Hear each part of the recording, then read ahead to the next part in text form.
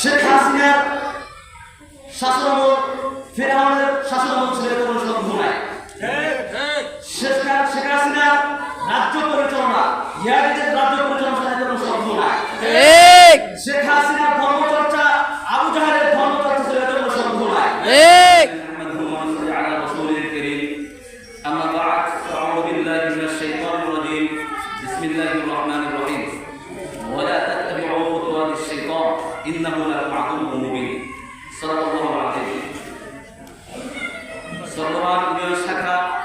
ইসলামী আন্দোলন কর্তৃক আজকের অনুষ্ঠানের প্রধান অতিথি বিশেষ অতিথি এবং অন্যান্য সদস্যবৃন্দগণ এবং আমার সামনে উপবিষ্ট চরমহাট ইউনিয়নের সর্বস্তরের জনগণ সকলকে জানাই আমার পক্ষ থেকে আন্তরিক মোবারকবাদ অভিনন্দন।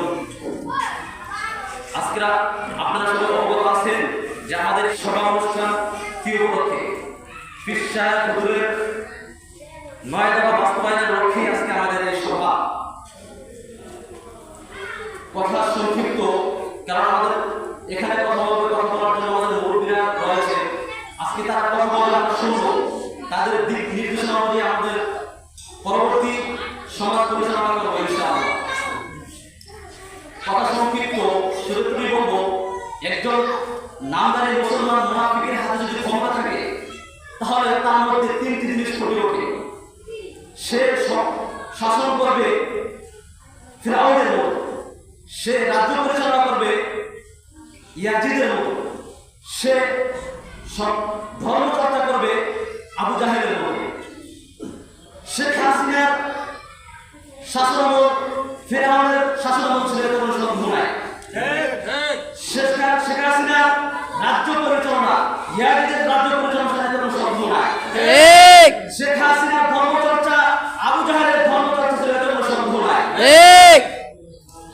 পরিষ্কার বলতে চাই, বাংলাদেশে আলেম সমাজ এবং ইসলামী আন্দোলন এবং ছাত্র আন্দোলনের বিরুদ্ধে কোন অপপ্রচার বাংলার জন্য বরদাস্ত করা হবে না ইনশাআল্লাহ।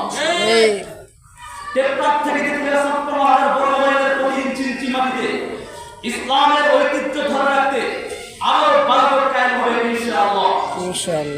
পরিশেষে বর্তমান তরুণ ছাত্র সমাজকে বলতে চাই, মুসলিম সমাজের প্রতিটি ছিদ্র ছিদ্র আমাদের বাণী পৌঁছে দিতে হবে। কারণ হলো ওলামায়ে কেরাম হলো এই উম্মতের জন্য আল্লাহ তাআলা নির্বাচন করেছেন সৎ কাজের আদেশ এবং অসৎ কাজের নিষেধ করার জন্য। সুতরাং আমরা যেন কোনো ভ্রান্ত কথায় আপন দায়িত্ব থেকে সরে না দাঁড়াই, বরং আমরা যেন আপন দায়িত্বের উপর পরবর্তী অটল অবিচল থাকি। আল্লাহ আমাদের সেই তৌফিক দান করুন।